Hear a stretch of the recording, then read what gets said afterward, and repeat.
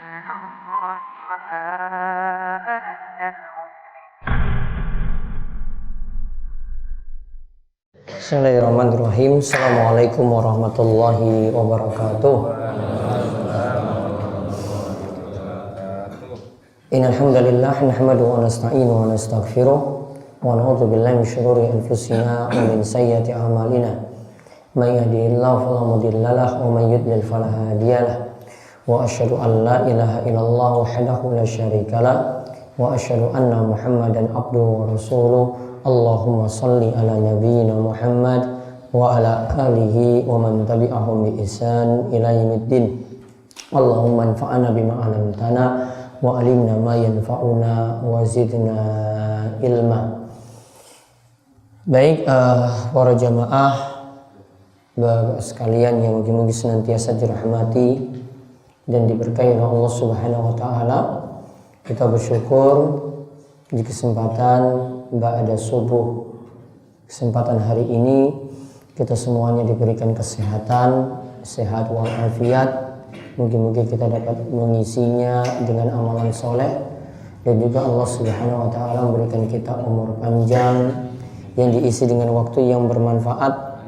Mungkin waktu ini penuh berkah dan Allah memanjangkan umur kita juga dalam kebaikan dan ketaatan.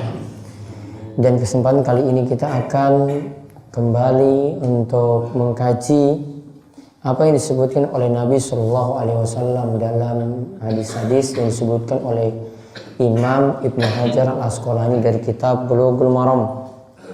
Mudah-mudahan dengan kita mempelajarinya semakin meningkatkan keilmuan kita dan juga amal kita, serta dapat memperbaiki amalan-amalan yang selama ini kurang tepat atau kurang pas, dan kita berusaha untuk menyesuaikan dengan apa yang dicontohkan oleh Nabi kita Muhammad Sallallahu Alaihi Wasallam.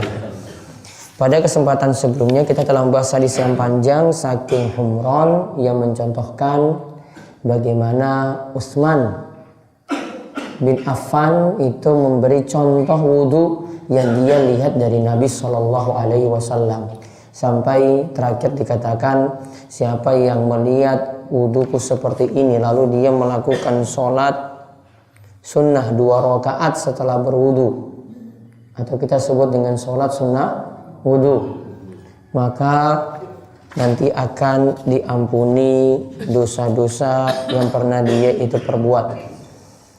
Namun di sini berarti kita butuh untuk belajar menyesuaikan bagaimanakah wudhu kita bisa sesuai dengan apa yang dituntunkan oleh Nabi kita Muhammad Sallallahu Alaihi Wasallam.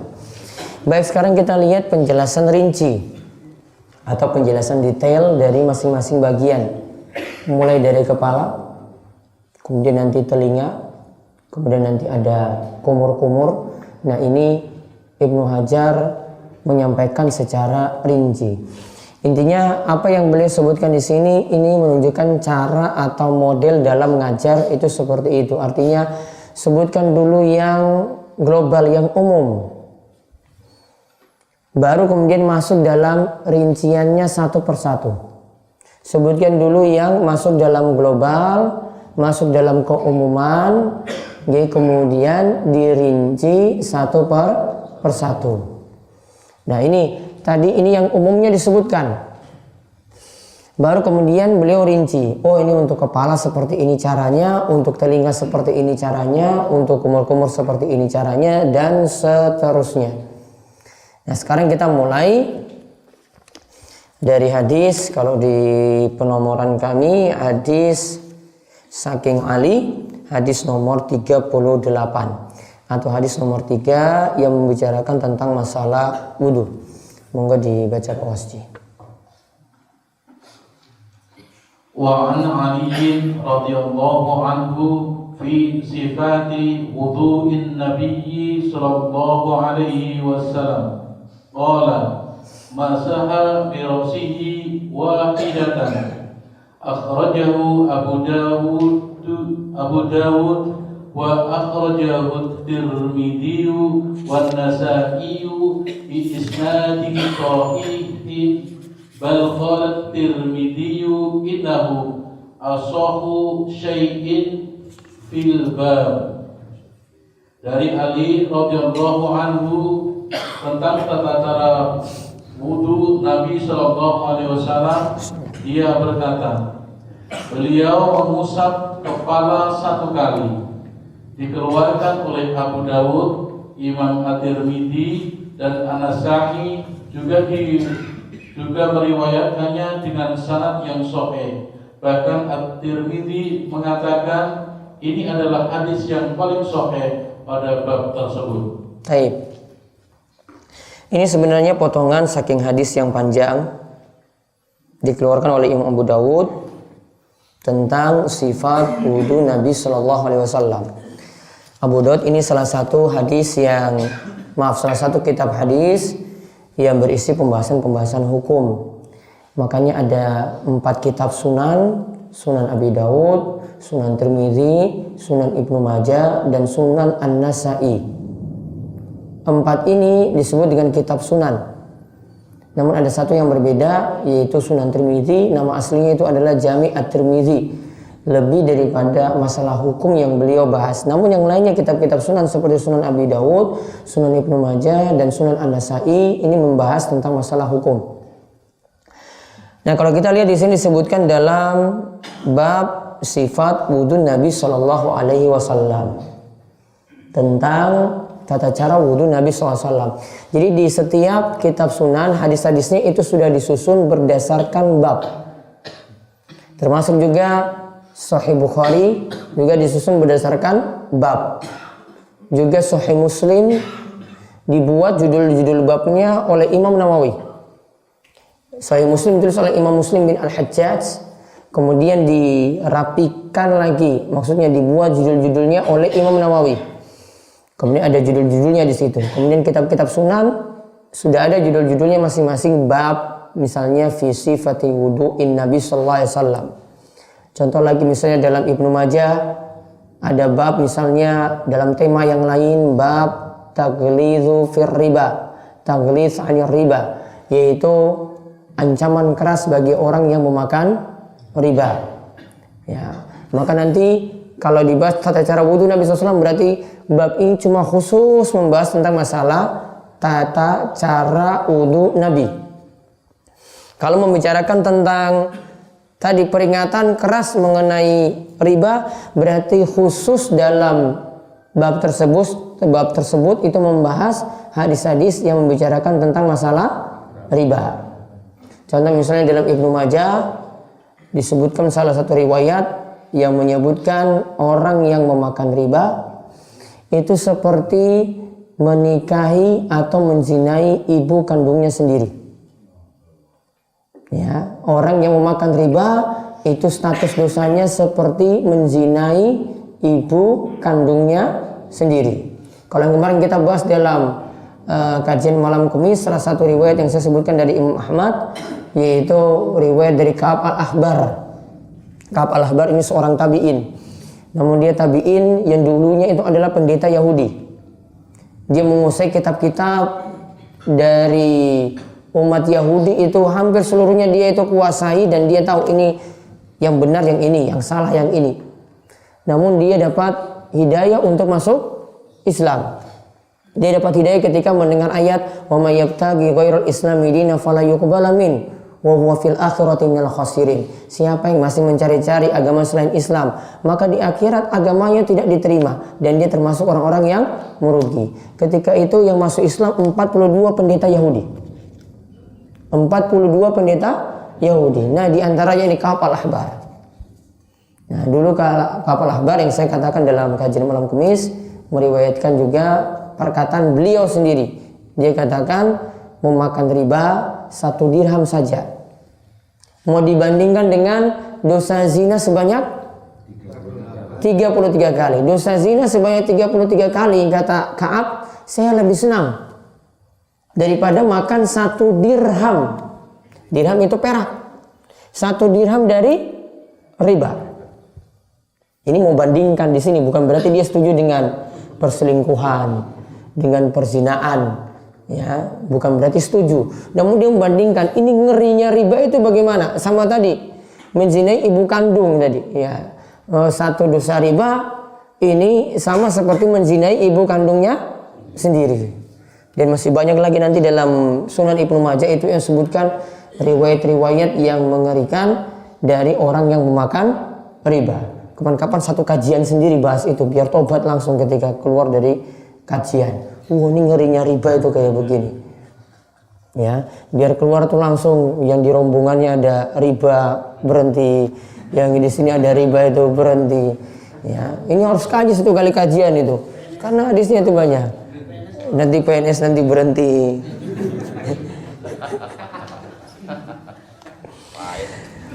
Taib. Nah, itu contohnya pembahasan bab. Dari Ali radhiyallahu anhu fi sifati wudu'in Nabi sallallahu alaihi wasallam, tentang tata cara wudu Nabi sallallahu alaihi wasallam. Dikatakan wa masaha bi ra'sihi wahidatan. Ali katakan Nabi SAW itu mengusap kepalanya cuma satu kali. Ali itu mengusap kepalanya cuma satu kali. Akhrajahu Abu Daud. Hadis ini dikeluarkan oleh Imam Abu Daud.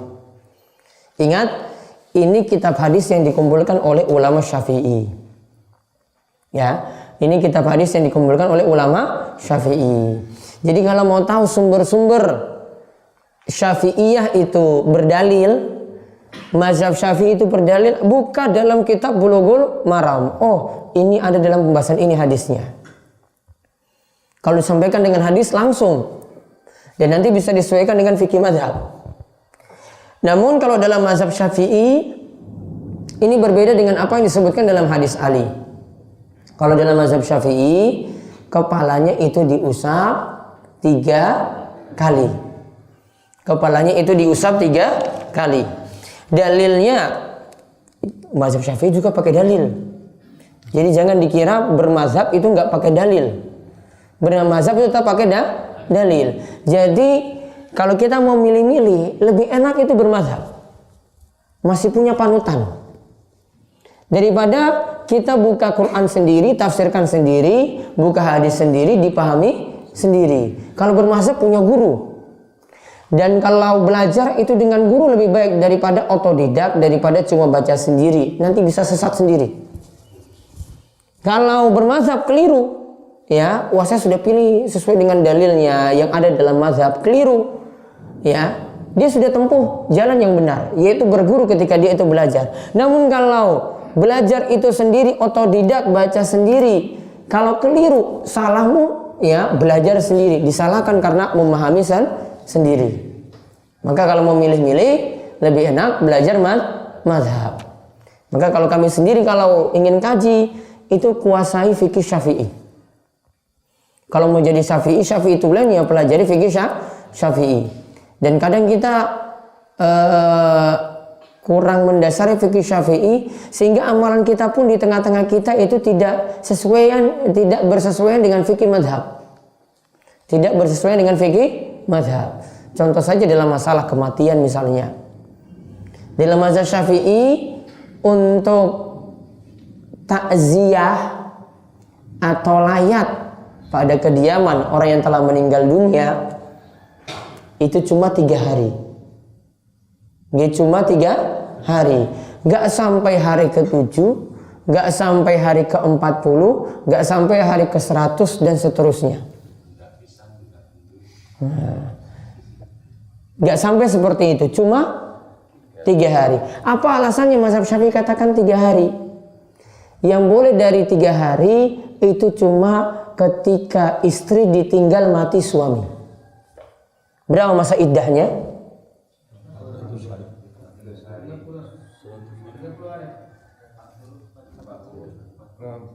40 berapa? 35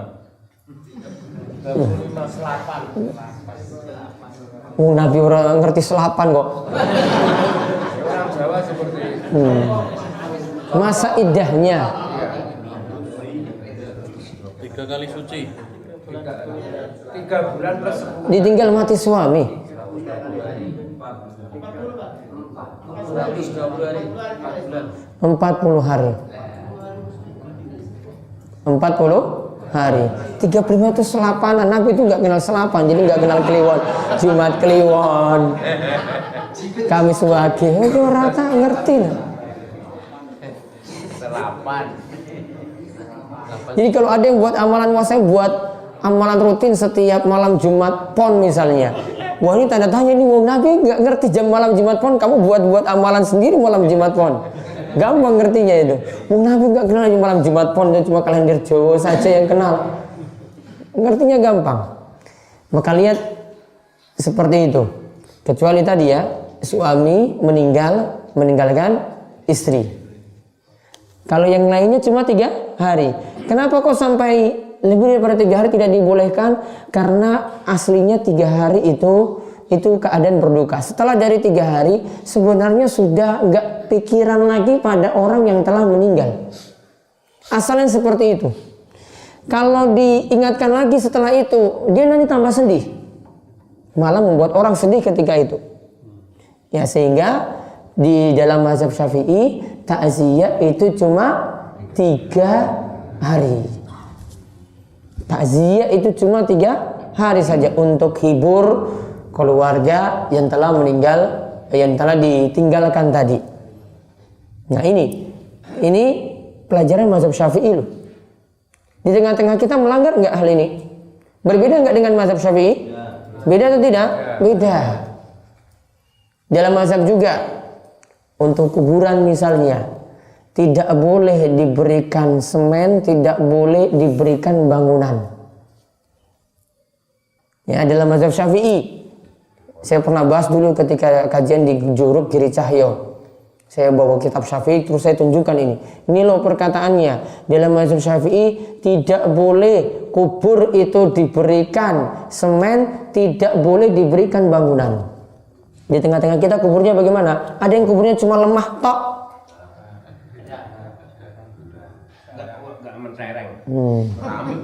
Lebih senang dia kuburnya dibuat bagus, kubur orang tuanya daripada rumahnya sendiri. Rumahnya gubuk reok, orang masalah. Yang penting kuburnya orang tua itu sudah bagus, istimewa. Gak ada yang mau seperti ini. Betul nggih? Betul.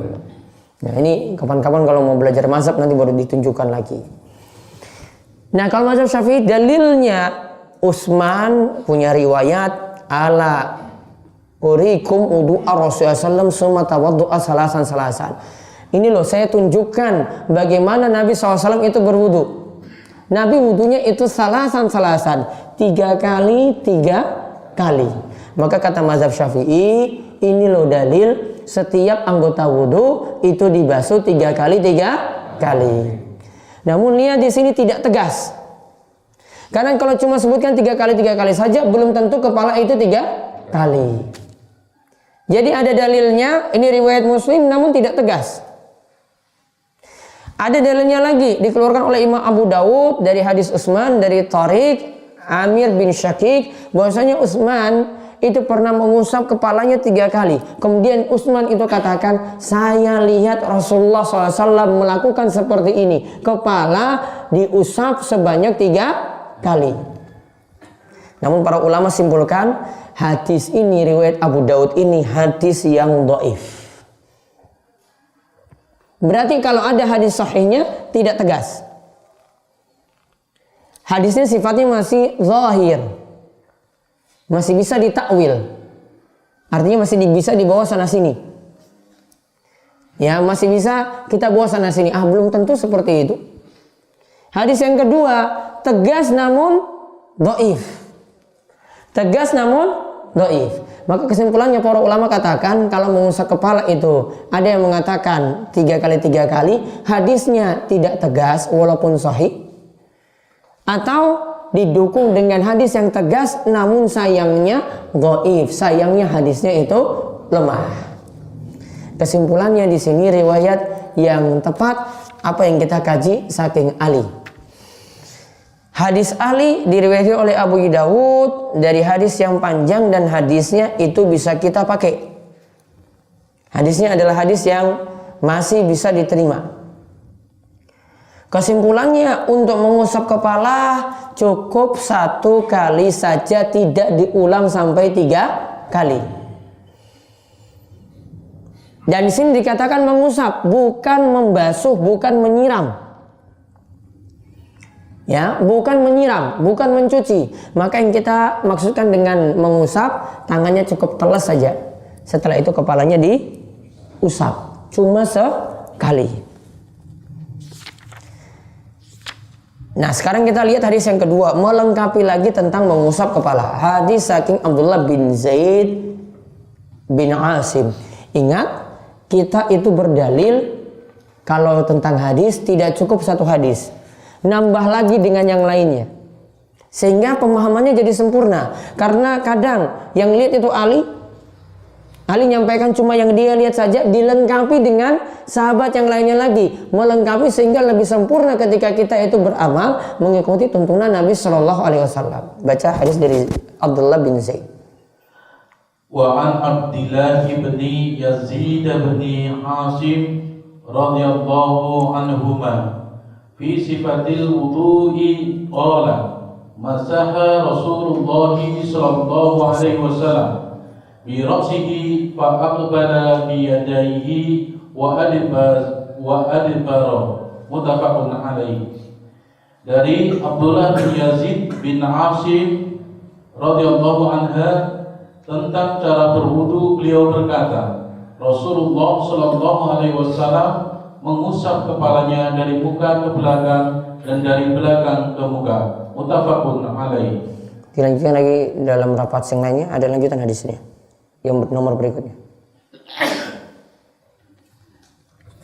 Wa fi lafzin bada'a bi muqaddami ra'sihi hatta dhahaba bihima ila qafahu thumma raddahuma ila al-makani alladhi bada'a minhu. Dalam lafaz lain disebutkan beliau mulai dari bagian depan kepalanya sehingga mengusapkan kedua tangannya sampai pada tengkuknya, lalu mengembalikan kedua tangannya ke bagian semula. Baik. Ini tentang cara mengusap kepala. Kalau tadi itu mengusap kepala cuma 1 kali, sekarang kita lihat hadis dari Abdullah bin Zaid bin Asim radhiyallahu anhuma. Ingat Abdullah bin Zaid bin Asim al-Ansari al-Muzani. Dia itu pernah mengikuti perang Uhud dan perang-perang setelah itu. Nah, kalau kita menyebut yang sahabat, kita itu biasanya mendoakan dengan kalimat radhiyallahu anhu. Ini jika sahabatnya laki-laki 1 orang. Jika sahabatnya yaitu masuk sahabiyah, sahabat perempuan, maka nanti ya didoakan dengan radhiyallahu anha. Radhiyallahu anhu diganti radhiyallahu anha. Kalau yang didoakan di sini karena disebut bapaknya juga, misalnya Abdullah bin Umar. Abdullah itu sahabat, Umar bapaknya juga sahabat, maka berarti didoakan 2 orang. Jadi disebut radhiyallahu anhuma. Jadi kalau 1 orang radhiyallahu anhu. Kalau perempuan radhiyallahu anha, seperti Aisyah radhiyallahu anha. Kalau 2 orang radhiyallahu anhuma. Ya, tadi radhiyallahu anhu 1, radhiyallahu anha untuk perempuan 1, radhiyallahu anhuma untuk 2 sahabat yang didoakan. Ya, untuk 2 sahabat yang didoakan. Maka ini menunjukkan bahwasanya, dan ini sunnah dari dulu, kalau disebut nama sahabat itu didoakan. Ini untuk menunjukkan perbedaan dengan orang Syiah atau Rafidah, yang mereka kalau disebut nama sahabat selain yang mereka agungkan, mereka malah caci maki. Kalau Umar disebut, ya Allah mudah-mudahan Umar itu kena laknat. Kalau Utsman yang disebut, ya Allah mudah-mudahan Utsman itu kena laknat. Kita berbeda dengan Syiah, berbeda dengan Rafidah tadi. Kita doakan dengan ridho. Ya Allah ridhoilah dia. Ya Allah ridhoilah dia perempuan. Ya Allah ridhoilah keduanya. Berarti berbeda. Dan doa itu lebih bagus. Kalau kita itu doakan sahabat, kita juga akan mendapatkan doa yang sama. Karena setiap orang yang mendoakan orang lain, maka dia juga akan mendapatkan doa yang sama seperti itu. Pernah doakan teman, ya Allah, ya mudah-mudahan si dia itu ya diangkat utang-utangnya. Utangnya 1 miliar, ya Allah tolong angkat dengan segera. Maka jenengan punya utang juga, nanti Allah juga akan angkat. Karena ada malaikat yang bertugas untuk mengaminkan. Malaikatnya datang, tahu ini si A ini doakan temannya dengan doa kebaikan, maka malaikat nanti mengatakan amin, amin walaka bimislin. Amin, amin, ya Allah kabulkanlah, kabulkanlah, dan mudah-mudahan dia dapat yang semisalnya. Ya Allah berikanlah dia juga semisal dengan itu pula. Jadi di sini menunjukkan kalau kita doakan orang lain itu nggak pernah rugi. Bahkan kita akan mendapatkan yang semisal. Walaka bimislin. Engkau juga akan dapat yang semisalnya. Jadi seperti itu. Nah, Abdullah bin Zaid bin Asim al-Ansari al-Muzani dalam tata cara wudhu Nabi SAW juga mengatakan, Rasulullah SAW mengusap kepalanya. Fa'aqbala biyadaihi. Fa'aqbala biyadaihi. Dia memulai dari dengan tangannya ini dari depan. Dari depan ini dia mulai tarik ke belakang sampai, kalau dalam riwayat yang lain tadi disebutkan bada bi muqaddami ra'si, mulai dari bagian depan hatta zaba bi ila qafahu, sampai bagian tengkuk. Kemudian wa'at bara, balik lagi, atau dalam riwayat yang lain disebutkan summa raddahuma ilal makani allazi bada minhu, lalu dikembalikan lagi ke bagian depan di mana dia mulai dari awal. Jadi dibalikan lagi ke sini. Saya ulang. Dikatakan oleh Abdullah bin Zaid, Nabi SAW itu mulai mengusap kepala, tarik dari depan, tarik ke belakang sampai di qafah, tengkuk. Lalu tarik lagi dari tengkuk ini sampai ke depan lagi. Nanti baru lanjut dengan telinga. Paham ya? Dan sebenarnya bisa dibalik. Dari belakang tarik ke depan, dari depan tarik lagi ke belakang. Namun kata para ulama, riwayat yang lebih banyak itu yang membicarakan dari depan tarik ke belakang, belakang ini sampai tengkuk ini tarik lagi ke depan. Riwayat yang lebih banyak yang mulai dari depan ke belakang, terus belakang ke depan. Ini sudah paham ini ya? Jadi kalau yang kemarin ngusap kepalanya gini-gini aja, diganti. Gantinya bagaimana? Tangannya telas basah, ditarik dari depan ke belakang sampai tengkuk, dari tengkuk tarik lagi ke depan. Langsung telinga. Nanti telinga kita bahas setelah ini. Maka faedah yang bisa diambil, kepala yang disunahkan oleh Nabi SAW cara mengusapnya, yaitu mengusap dari depan ditarik ke belakang, kemudian dari belakang tengkuk ini ditarik lagi ke depan. Kemudian yang dimaksudkan mengusap kepala di sini adalah seluruh kepala. Yang kedua, kita ambil faedah, yang dimaksud mengusap kepala di sini adalah seluruh kepala. Dan inilah yang nanti sebagai pemahaman dari ayat surat Al-Maidah ayat 6 yang membicarakan tentang wudu. Wamsahu biru'usikum, usaplah kepala kalian. Jadi untuk memahami ayat tadi, kita lihat praktek Nabi SAW. Oh, ternyata praktek Nabi setiap kali wudhu, beliau mengusap bukan hanya sebagian kepala saja, namun yang diusap itu adalah seluruh kepala. Namun ada riwayat yang menyebutkan bahwasanya Nabi SAW itu mengusap sebagian kepala, namun cuma bagian depan. Namun ketika itu beliau memakai imamah. Imamah itu penutup kepala, seperti yang orang Arab pakai. Kalau kita pecis ini bisa dicopot. Kalau imamah sulit. Ya, imamah itu sulit. Pecis ini tinggal dibuka saja, kepala itu bisa usap. Maka cara Nabi SAW ketika itu, beliau cuma usap ini sebagian kepala ditambah dengan imamahnya tadi. Cuma mengusap sebagian kepala ditambah dengan imamahnya tadi. Maka pernah Nabi SAW memang mengusap sebagian kepala, namun itu barengan dengan mengusap imamahnya. Barengan dengan mengusap imamahnya, tidak kepala secara bersendirian. Kalau beliau cuma mengusap kepala saja, maka yang diusap adalah seluruh kepala. Maka yang diusap itu seluruh kepala, bukan hanya ambil gini aja. Namun baiknya kita usap seluruh kepala, sebagaimana kemarin saya sebutkan dalam mazhab Syafi'i pun yang disunahkan seluruh kepala itu disunahkan.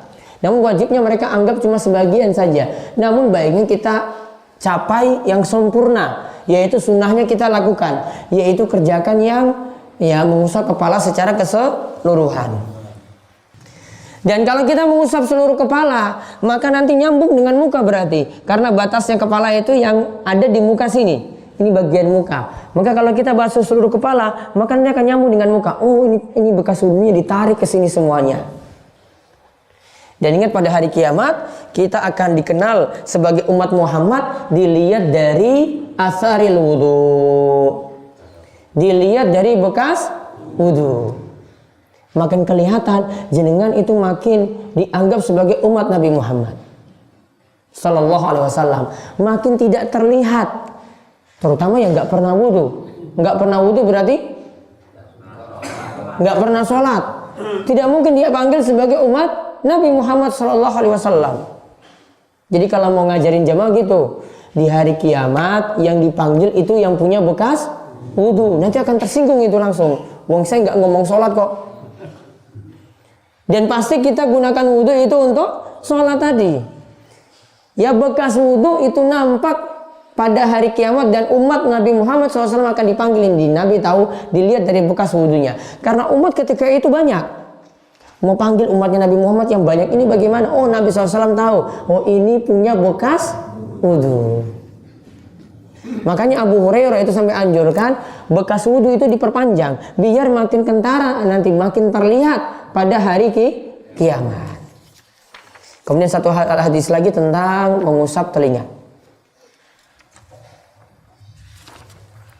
Wa an Abdillah bin Amr radhiyallahu anhuma fi sifatil wudu'i qala thumma masaha Rasulullah sallallahu alaihi wasallam bi ra'sihi wa adkhala isbi'aihi sabahataini fi udunaihi wa masaha bi ibhamaihi zahira udunaihi. Akhrajahu Abu Dawud wa Nasa'i wa sahahahu Ibnu Uzaimah.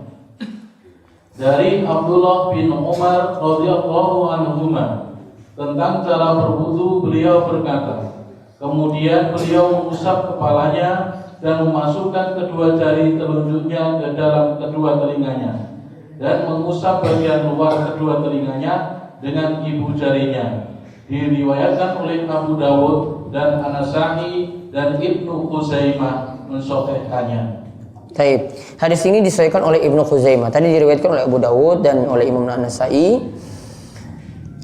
Ini adalah hadis yang tawil, hadis yang panjang yang membicarakan juga tentang tata cara wudu Nabi Shallallahu Alaihi Wasallam. Niat apa yang dikatakan oleh Abdullah bin Amr bin Al-As. Abdullah itu anaknya, bapaknya namanya Amr. Abdullah itu anaknya, bapaknya itu namanya Amr. Dan Abdullah itu kalau tengah-tengah kita itu nama pasaran. Ya, kalau cara memberikan nama untuk anak untuk zaman ini itu pokoknya cari nama yang aneh, nama yang belum pernah ada. Ya, kalau zaman sekarang kan, makanya penyebutan untuk nama sekarang itu lebih sulit dibandingkan nama orang dulu. Kalau dulu coba Bejo, Untung, Selamat, Teguh, enak sekali kan? Abdullah, Parjo. Enak nyebutnya, simpel. Soeharto, simpel kan? Simpel. Nurdin. Nah, simpel seperti itu. Ya, coba itu pernah nulis itu. Ini saking keselnya itu karena setiap kali ada yang punya anak terus tanya ke saya. Dan dia beri nama itu macam-macam sekali. Aduh Bu, itu dapat dari mana? Saya yang ngerti bahasa Arab saja nggak paham-paham itu bahasa Arab dari mana seperti itu. Wah, wasikal itu marga ya Pak. Itu kalau di Ambon itu jadi presiden kalau di Ambon.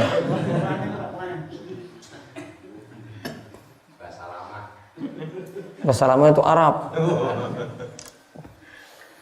Jadi ada yang namanya panjang sekali dan pakai ejaan-ejaan yang ada di luar negeri. Ya, nanti ada yang nama sudah bagus-bagus, Muhammad depan diikuti oleh Muhammad Cristiano, Muhammad Roberto, Muhammad Marcelo. Sudah bagus-bagus depannya itu Muhammad, coba Aldiando, Pavlusenko. Kita agak gimana gitu nyebutnya juga. Belum lagi nanti ujian akhir nasional dia mau nulis nama juga, mau dipanggil dalam antrian juga sulit lagi. Tadi namanya siapa? Diulang. Kalau namanya Teguh enak kan? Oh Teguh, gampang nulisnya. Coba nama Abdullah. Nah Abdullah ini dengan bapaknya Amr itu selisih umurnya cuma 10 tahun. Abdullah anaknya dengan bapaknya Amr selisih umurnya cuma 10 tahun. Ini enggak lahir di luar nikah ini loh, enggak. Resmi. Berarti apa? Berarti apa ini? 9 tahun wes nikah. 9 tahun sudah nikah, coba. Ya. Kalau di sini mah nggak boleh kalau di Indonesia. Namun ingin menunjukkan ini berani sekali coba Amr ini nikahi istrinya ini ketika usia 9 tahun. 9 tahun ini baru pegang kelereng. Kalau zaman dulu, sekarang enggak. Ya, pegang HP, anak-anak main terus game. Nah, ya mungkin seperti itu. Namun intinya ini lebih berani orang Arab untuk nikah dibanding orang saat ini. Ya, ini nikah muda loh berarti kan? Nikah muda itu lebih utama daripada nikah tua.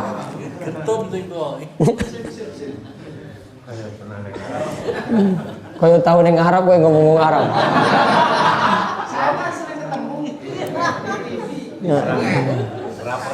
Nah, Abdullah bin Amr radhiyallahu anhuma tentang tata cara wudhu Nabi SAW. Summa masaha bi ra'sihi. Ya. Kemudian dia mengusap kepalanya. Intinya tadi kalau mau nikah muda itu sebenarnya itu lebih utama. Di antara keunggulannya dia lebih cepat untuk lebih cepat untuk dewasa, kemudian lebih cepat untuk mandiri, lebih cepat juga punya penghasilan sendiri. Dan nanti ekonominya dia lebih maju daripada orang yang seumurannya yang telat untuk nikah. Seperti itu. Ya. Dan nanti kalau punya anak bisa lebih punya anak lebih banyak, bisa buat kesebelasan itu kalau nikahnya lebih mudah.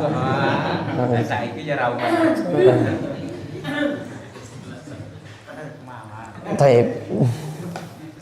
Summa masaha bi ra'sihi, kemudian dia mengusap kepalanya, wa adkhala isba'aihi sabahataini fi udhunai. Jari telunjuknya sabaha. Sabaha itu jari telunjuk dimasukkan dalam telinga. Wa masaha bi ibhamaihi dhahira udhunaihi. Lalu jari jempol itu di luar. Jadi yang bersihkan bagian dalam itu jari telunjuk dimasukkan. Jari jempolnya kayak kunci pas di luar. Ya nah, coba bapak. kunci telinga. Dan ini tadi dikatakan masah bi ra'si, kepalanya diusap. Coba kita praktekkan sekalian. Kepalanya diusap. Kepala tadi gimana? Tarik dari depan ke belakang, tengkuk, tarik lagi dari belakang ke depan, terus lanjut langsung. Telinga cuma 1 kali jalan. Karena Nabi SAW mengatakan wal uzunani mina ra'si. Kedua telinga ini bagian dari kepala. Kedua telinga ini bagian dari kepala, maka jalan langsung. Kan tangannya masih basah dan lebih hemat air, nggak perlu nanti kepalanya 3 kali. Wah, ini namanya mengguyur nanti jadinya. Mandi, ya telinganya nanti ambil lagi 3 kali, ini lebih boros. Namun kalau seperti tadi lebih hemat. Kepala dan telinga diusap 1 kali, kemudian kepala dan telinga sekali jalan. Lebih enak seperti itu. Paham gak? Ya, ini untuk mengusap kepala, dilanjutkan dengan telinga. Maka kesimpulannya yang bisa kita ambil, kepala dan telinga itu diusap 1 kali. Kemudian cara mengusap telinga, bagian dalam itu diusap, bagian luar telinga ini juga, kuping yang luar ini juga diusap. Caranya boleh kita pakai jari telunjuk ini lebih baik karena Nabi SAW melakukan seperti itu. Mau pakai jari lain juga boleh. Namun lebih bagus ini karena dekatan. Telunjuk dengan jempol itu dekatan, jadi lebih bersih nanti.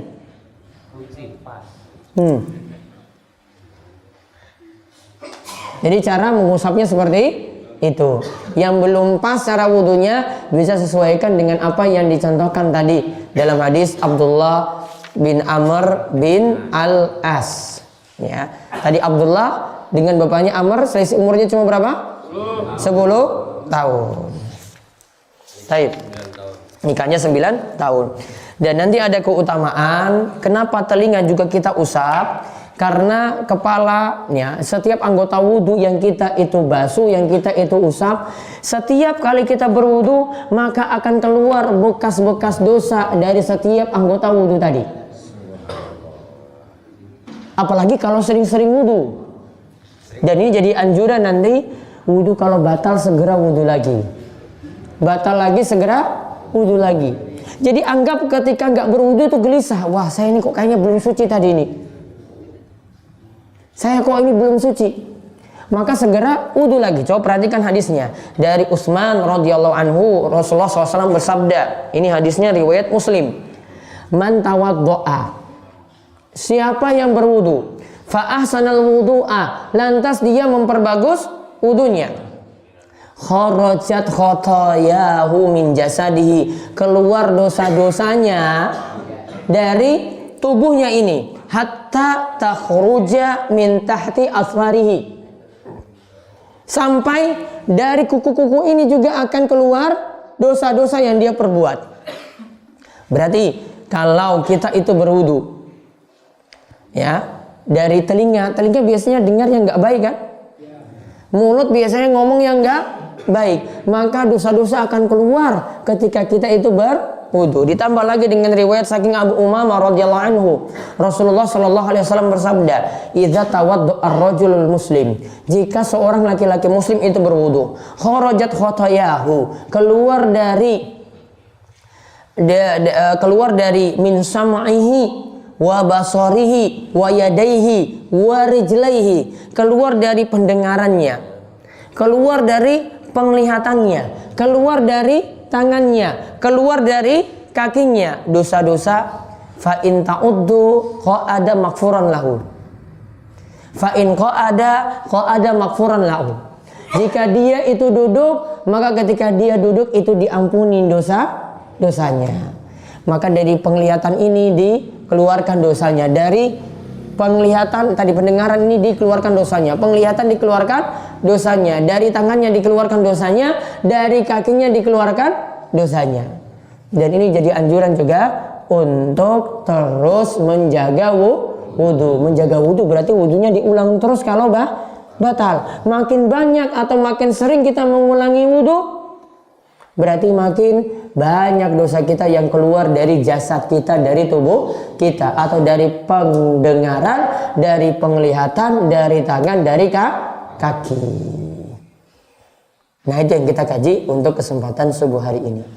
Itu saja. Jangan lupa setelah ini nanti sholat sunnah isyraq, ya, seperti biasa mendapatkan pahala haji dan umrah yang sempurna dan sempurna dan sempurna. Kita tutup kalian doa kafaratul majelis. Monggo. Subhanakallahumma bihamdika asyhadu an la ilaha illa anta astaghfiruka wa atubu ilaik. Assalamualaikum warahmatullahi wabarakatuh.